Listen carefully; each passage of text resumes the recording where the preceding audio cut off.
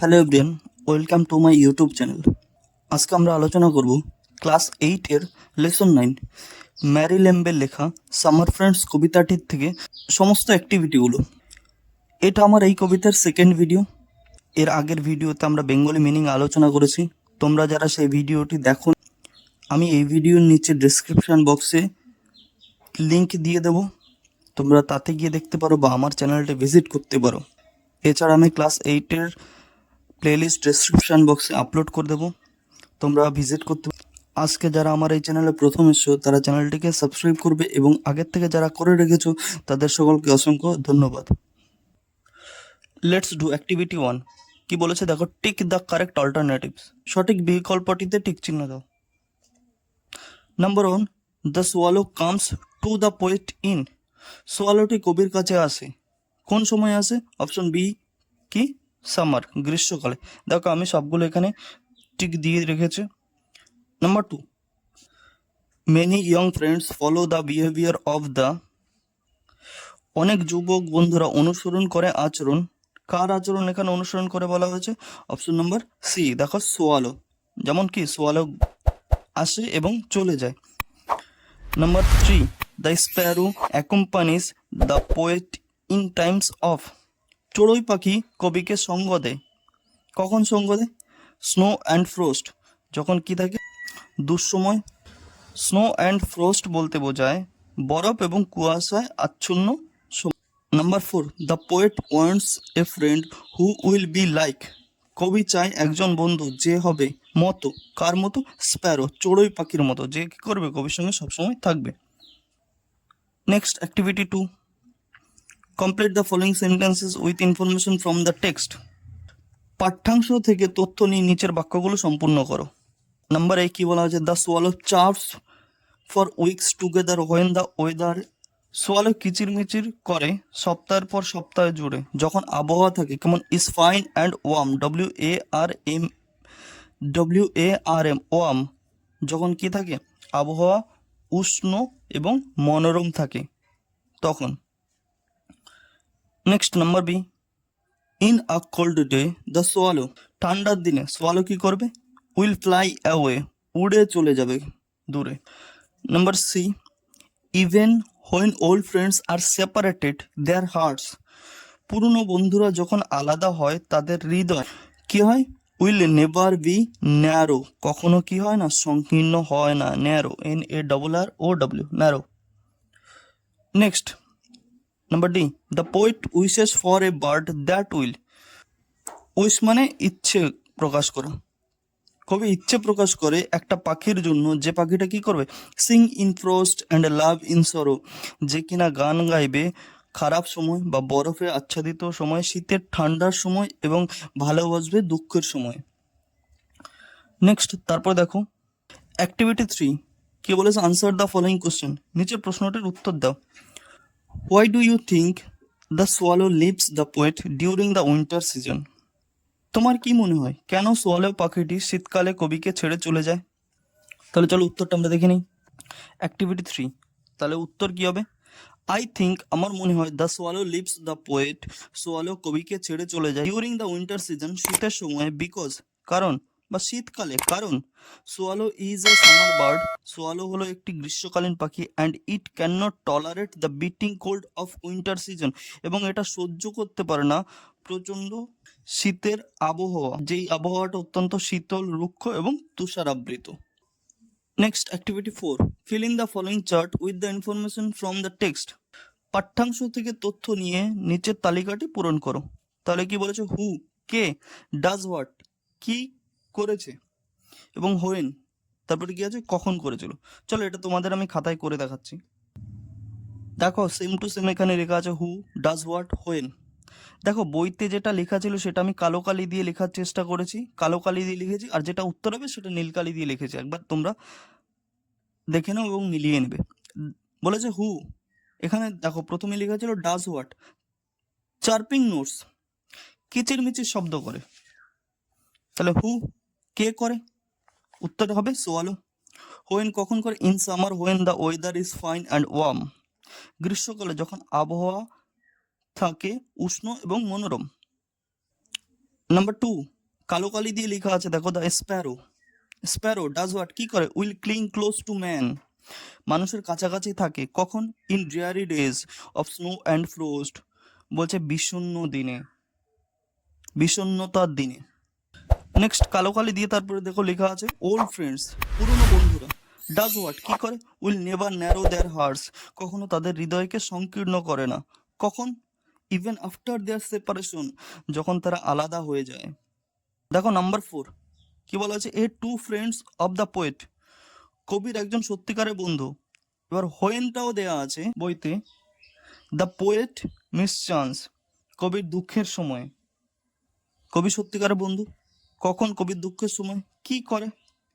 Will great হিম, তাকে অভিবাদন বা অভিনন্দন জানায়। Next activity 5, answer the following question, নিচের প্রশ্নগুলোর উত্তর দাও।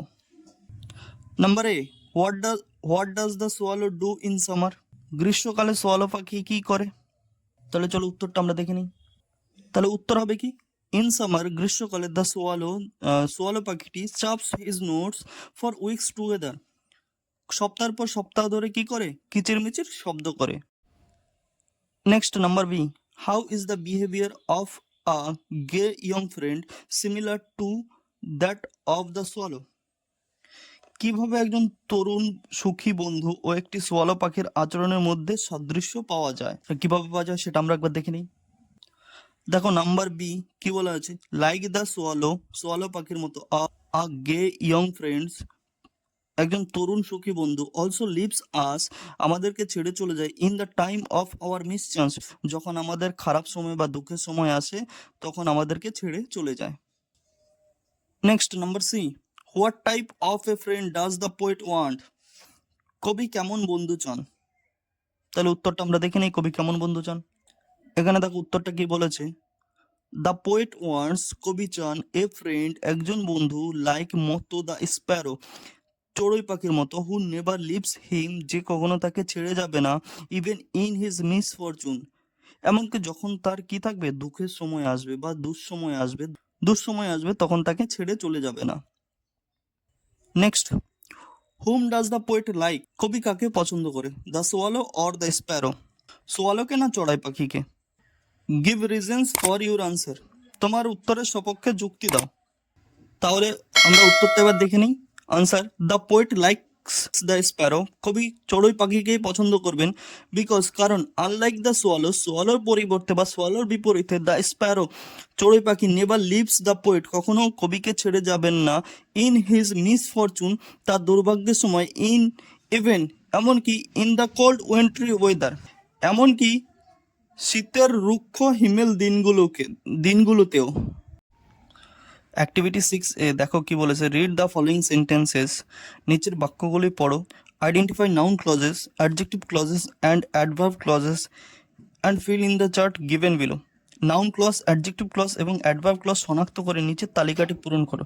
দেখো নাউন ক্লজ, অ্যাডজেক্টিভ ক্লজ এবং অ্যাডভার্ব ক্লজের একটা তালিকা তৈরি করতে বলেছে, চলো সেটা আমি তোমাদের খাতায় করে। এখানে দেখো প্রথমে সেন্টেন্সটি কি আছে, I accept that I shall gate a prize, আমি আশা করেছিলাম আমি একটা পুরস্কার জিতবো। তাহলে এটা কোন ক্লজে আছে? That I shall gate a prize, এইটুকু হলো কি সাবঅর্ডিনেট ক্লজ। এবার সাবঅর্ডিনেট ক্লজের মধ্যে বলেছে এটা কোন ক্লজ সেটাকে আলাদা করে লিখতে। তাহলে আমরা লিখবো এটা কি, এটা হলো that I shall get a, এটা হলো একটা noun clause. Number 2, the umbrella which has a yellow handle is mine, ছাতাটি যার কি আছে একটি হলুদ হাতল আছে সেটি আমার। তার থেকে ক্লজ আমাদের বের করতে হবে। তাহলে দেখে নিই, which has a yellow handle, এইটা কোন ক্লজের মধ্যে যাবে? এইটা হবে কি অ্যাডজেক্টিভ ক্লজ। তাহলে আমরা লিখে নিই, অ্যাডজেক্টিভ ক্লজ এখানে আসবে কি,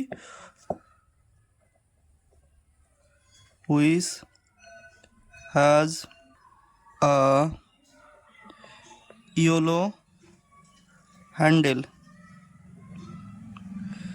যার একটি কি আছে? হলুদ হাতল আছে। তারপরে বলা হয়েছে দেখো number 3, when I was younger I use to fly kites, যখন আমি ছোট ছিলাম তখন আমি ঘুড়ি উড়াতাম।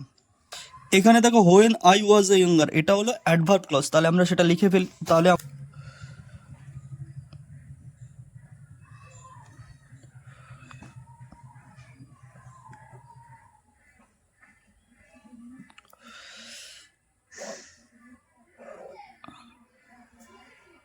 Next number 4, I remember the house where I was born. আমি যেখানে জন্মগ্রহণ করেছি সেই বাড়িটা আমার কি আছে, মনে আছে। হোয়ার আই ওয়াজ বর্ন এটা হলো অ্যাডজেক্টিভ ক্লজ, তাহলে আমরা সেখানে লিখে ফেলি। তাহলে এখানে আমরা কি লিখব, হোয়ার আই ওয়াজ বর্ন, 1 নম্বর, এটা 2 নম্বর, এটা 3 নম্বর, এটা 4 নম্বর। তাহলে আমরা বুঝতে পারলাম এটা কি করে হলো। Next activity 6B, change the following sentences into indirect speech. নিম্নলিখিত বাক্যগুলোকে পরোক্ষ উক্তিতে পরিবর্তন করো। তাহলে 1 নম্বর কি আছে, the sailor said to us, নাবিক আমাদেরকে বলেছিল there will be a storm, সেখানে একটি ঝড় হতে পারে। এটা এটা কোন সেন্টেন্সে রয়েছে, এটা রয়েছে অ্যাসার্টিভ সেন্টেন্সে। তাহলে দেখো এটা আমরা করে নিই।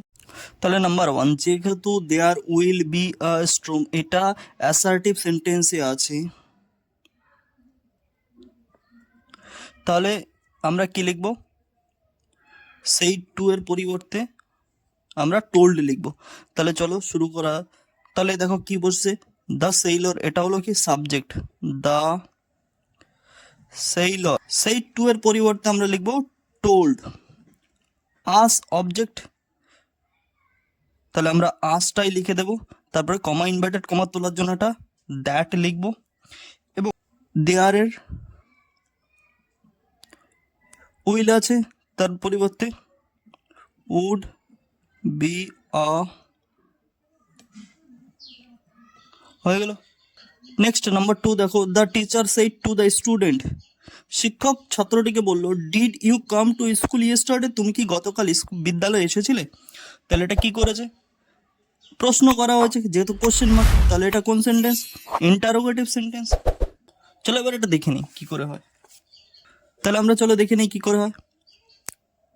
তাহলে প্রথমে সাবজেক্ট কি আছে, দ্য টিচার সেইড টু, যেহেতু কোশ্চেন মার্ক আর সেইড আছে এটা পাস্ট টেন্স, তাই আমরা কি লিখবো, আস্কড। কাকে জিজ্ঞাসা করেছিল, দ্য স্টুডেন্ট। গিয়েছে কমা ইনভার্টেড কমা তোলার জন্য, যেহেতু ইন্টারোগেটিভ অ্যাডভার্ব বা ইন্টারোগেটিভ প্রোনাউন নেই, তাই আমরা কি লিখবো, একটা ইফ দেব। তারপরে সাবজেক্ট লিখবো কি, ইউ, ইউটা হলো স্টুডেন্ট, তাহলে আমরা তার প্রোনাউন লিখবো, স্টুডেন্টের প্রোনাউন ডিড, এটা আছে পাস্ট ইন্ডিফিনিট, হয়ে যাবে পাস্ট পারফেক্ট। তাহলে পাস্ট পারফেক্টে কি আছে, হ্যাড, মূল ভার্বে পিপি ফ্রম কাম টু স্কুল। দেখো এখানে আছে কি ইয়েস্টারডে, ইয়েস্টারডের পরিবর্তে লিখতে হবে দ্য প্রিভিয়াস ডে। নেক্সট 3 নম্বর দেখো কি বলেছে, দ্য টায়ার্ড গেস্ট, টায়ার্ড মানে ক্লান্ত অতিথি, said to the host, host মানে এখানে পরিচারিকা বা অতিথি সেবকও বলা যায়, অতিথি সেবক বা পরিচারিকাকে বলল please give me a glass of cold water, আমাকে 1 গ্লাস ঠান্ডা জল দাও বা দিন। এটা হলো ইম্পারেটিভ সেন্টেন্স, কারণ অনুরোধ বোঝাচ্ছে। চলো এটা কি করে করতে হয় সেটা দেখে নিই। তাহলে কি লিখবো, দ্য টায়ার্ড গেস্ট, এটা সাবজেক্ট, তাহলে এটাই আমরা লিখে দেব, the tired guest said to, যেহেতু এখানে কি করেছে, please give me a glass of water, দয়া করে আমাকে এক গ্লাস জল দিন, এটা দিয়ে বোঝায় যে অনুরোধ করছে, তাই সেইড, সেইড যেহেতু পাস্ট টেন্সে আছে, তাহলে কি লিখবো, রিকোয়েস্টেড, সেইড টু এর পরিবর্তে আমরা লিখলাম রিকোয়েস্টেড, কাকে করেছিল রিকোয়েস্ট, তাহলে লিখবো দ্য হোস্ট। এবার ইম্পারেটিভ সেন্টেন্সের নিয়ম অনুযায়ী অবজেক্টের পরে কি লিখতে হবে, টু, তারপরে মূল ভাব থেকে বাকি অংশ, মূল ভাব এখানে কি আছে, গিভ আছে, তাহলে আমরা লিখবো কি, গিভ মি, মিটা এখানে অতিথি নিজে, তাহলে তার pronoun him, a glass of cold water. বুঝতে পারলাম আমরা সকলে।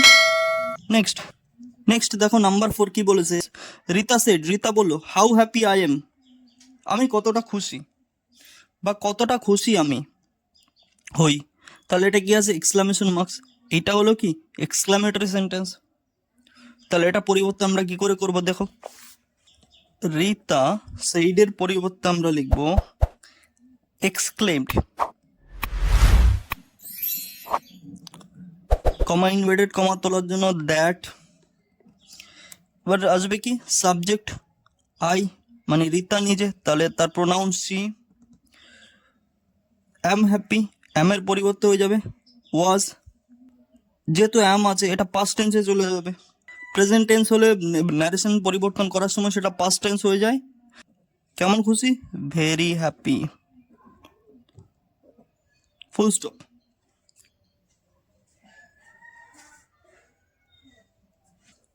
নেক্সট দেখো 5 কি বলেছে, মাই গ্র্যান্ডফাদার সেড, আমার দাদু বললেন, মে ইউ লিভ লং, তুমি দীর্ঘদিন বেঁচে থাকো।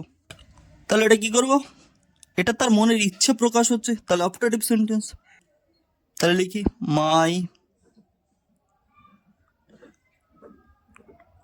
গ্র্যান্ডফাদার সেইড আছে, সেইডের পরিবর্তে উইস্ট, কমা ইনভার্টেড কমা তোলার জন্য that, may you live long, এখানে কার কথা বলা হয়েছে, ইউ মানে আমি, দ্যাট আই, মে আছে, মেয়ের পরিবর্তে লিখতে হবে মাইট, তারপরে যা আছে তাই, লিভ লং। কি বুঝতে পারলাম তো আমরা সকলে? ভালো লাগছে? ভালো লাগলে অবশ্যই লাইক করবে, কমেন্ট করবে এবং বন্ধুদের সঙ্গে শেয়ার করবে এবং চ্যানেলটিকে সাবস্ক্রাইব করবে। নেক্সট অ্যাক্টিভিটি 7, দেখো কি বলা আছে, make meaningful sentences of your own with the following words, নিচের শব্দগুলি দিয়ে অর্থপূর্ণ বাক্য রচনা করো। এখানে বলা আছে গেস্ট অতিথি, the guest equivalent to god, equivalent মানে কি সমতুল্য, অতিথি দেবতার সমতুল্য, বা আমরা একটা ছোটবেলা থেকে কথা শুনে এসেছি যে অতিথি দেবো ভব, মানে অতিথি দেবতার সমতুল্য, এখানে তাই লেখা আছে, the guest equivalent to god. তারপরে আছে বি ডেয়ারি মানে বিষণ্ণ, the story of his life, তার জীবনের গল্প, ইজ ভেরি ডেয়ারি, খুবই কি বিষণ্ণ। ন্যারো, ন্যারো মানে কি সরু, the road is very narrow, রাস্তাটি খুবই সরু। মিসচান্স মানে দুর্ভাগ্য, মিসচান্স অ্যাপিয়ার্স সাডেনলি, মিসচান্স দুর্ভাগ্য হঠাৎ করেই আসে। অ্যাক্টিভিটি 8A, দেখো কি বলেছে, রাইট আ শর্ট স্টোরি, একটি ছোট গল্প লেখো ইন অ্যাবাউট 80 ওয়ার্ডস, 80 শব্দের মধ্যে, ইউজিং দ্য ফলোয়িং হিন্টস, নিচের সংকেতগুলো ব্যবহার করে, give a suitable title to the story, এবং গল্পটির একটি উপযুক্ত নামকরণ করো। তাহলে সংকেতগুলো কি কি দেওয়া আছে দেখি, a farmer finds a snake almost dead with cold, একজন চাষি একটা সাপকে খুঁজে পেল কি প্রায় মৃত ঠান্ডায়। ব্রিং ইট হোম, সেটাকে বাড়ি নিয়ে আসে। ওয়ার্মস ইট, উষ্ণতা দেয় সেটিকে। সেভস ইটস লাইফ, সেটির জীবন বাঁচায়। The snake is about to bite the farmer son, সাপটি তখন যায় কি কৃষকের ছেলেকে কামড়াতে। The farmer chases away from the snake, তখন চাষি সাপটিকে কি করে তাড়িয়ে দেয়। তাহলে চলো দেখে নিই। দেখো অ্যাক্টিভিটি 8-এ আমি গল্পটির নামকরণ করলাম আ ফার্মার অ্যান্ড আ স্নেক, একজন চাষি এবং একটি সাপ। গল্পটি সম্পূর্ণ পাস্ট টেন্সে লেখা হয়েছে, কারণ স্টোরি সবসময় পাস্ট টেন্সে লিখতে হয়। ওয়ান্স আপন এ টাইম, একদা এক সময়, এ ফার্মার একজন চাষি, লিভড ইন এ ভিলেজ, বাস করতে একটি গ্রামে। ওয়ান ডে একদিন, এ কোল্ড উইন্টার আফটারনুন, শীতের বিকেলবেলা, he was returning home from his day's work, সে তার দিনের কাজ শেষে বা মাঠের কাজ শেষে বাড়ি ফিরছিলেন। Suddenly he saw a snake lying by the road side almost dead with cold, হঠাৎই তিনি দেখতে পান একটি সাপ রাস্তার পাশে পড়ে আছে প্রায় মৃত অবস্থায়। The farmer was very kind, চাষি ছিল খুব দয়ালু। He felt pity on it, সে তার প্রতি দয়া অনুভব করে। অ্যান্ড বট ইট হোম, এবং সেটিকে বাড়ি নিয়ে চলে আসে। He gave it warmth and saved its life, সে সাপটিকে উষ্ণতা দেয় এবং সাপটির জীবন বাঁচায়। আফটার রিকভারিং, ঠিক হওয়ার পর, the snake was about to bite, সাপটি তেড়ে যায় কাটতে দ্য ফার্মার সন, চাষির ছেলেকে। দ্য ফার্মার গট এংরি, চাষি রেগে যায়। And chest the snake away from his home, এবং রেগে গিয়ে তাড়া করে বের করে দেয় তার বাড়ির থেকে সাপটিকে। মোরাল, এখানে দেখো কি বলা যায়, the wicked can not be friend, চতুর অ্যাক্টিভিটি 8B, সাপোজ ধরে নাও ইউ হ্যাভ আ বার্ড, তোমার একটি পাখি আছে that talk and plays with you, যেটা তোমার সঙ্গে কথা বলে এবং খেলা করে। রাইট আ প্যারাগ্রাফ, একটি অনুচ্ছেদ লিখো অ্যাবাউট 80 ওয়ার্ডস, 80 শব্দের মধ্যে, on how you spend a day, কি করে তুমি একটা দিন কাটিয়েছো উইথ দ্য বার্ড, পাখিটির সঙ্গে, ডিউরিং ইউর সামার ভ্যাকেশন, তোমার গ্রীষ্মের অবকাশকালীন সময়ে বা গ্রীষ্মের ছুটিতে। তাহলে চলো দেখে নিই। এর একটি শিরোনাম বা নামকরণ করেছি এ ডে উইথ পেট, একটা দিন পশুর সঙ্গে। I have a pet parrot whose name is Tittu, আমার একটি পোষা টিয়া পাখি আছে যার নাম টিট্টু। He is a male parrot and has been living with us for almost 2 years, সে একটা পুরুষ টিয়া এবং সে প্রায় আমাদের সঙ্গে 2 বছর ধরে আছে। He can talk like a human being, সে একটা মানুষের মতো কথা বলে। He talks and plays with me, সে আমার সঙ্গে কথা বলে এবং খেলা করে। হয় আই অ্যাম অ্যাট হোম, যখন আমি বাড়ি থাকি। I also love to play and talk with him, এমনকি আমিও ভালোবাসি তার সঙ্গে খেলা করতে এবং কথা বলতে। লাস্ট সামার ভ্যাকেশন, গত গ্রীষ্মের ছুটিতে, I spend a whole day with him, আমি পুরো দিন তার সঙ্গে কাটিয়েছিলাম। I thought him some new words, আমি তাকে কিছু নতুন শব্দ শিখিয়েছিলাম। He learns everything very quickly, সে খুব তাড়াতাড়ি সেই সবগুলো শিখে নিল। উই সাং টুগেদার, আমরা একসঙ্গে গান করলাম। And also ate our food together, এবং আমাদের খাবারও একসঙ্গে খেলাম। I really spending the whole days with him, আমি সত্যি খুবই উপভোগ করেছি তার সঙ্গে সারাদিন কাটিয়ে। দ্যাট ডে, সেই দিনটি। He is my best friend, সে আমার সবচেয়ে ভালো বন্ধু। আফটার মাই প্যারেন্টস, আমার পিতামাতার পর। Thank you everyone for watching my videos.